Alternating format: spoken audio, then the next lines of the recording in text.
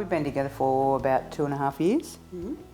We met on a rooftop at my workplace. Dee was in Sydney from Queensland recording her 5th album. I came up and was being very important doing a media interview, and she had to wait for about 10 minutes for me to finish just to say hello.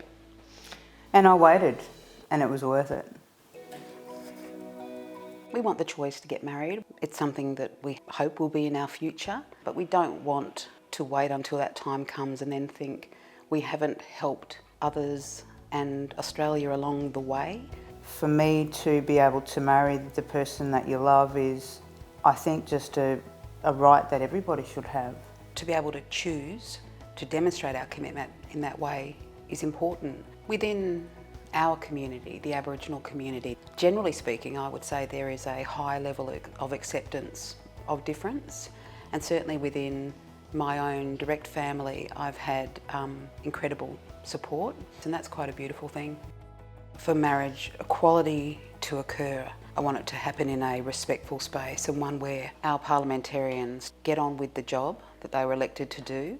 I want them to listen to the broad Australian public. Marriage equality means respect and acceptance. It's a no-brainer.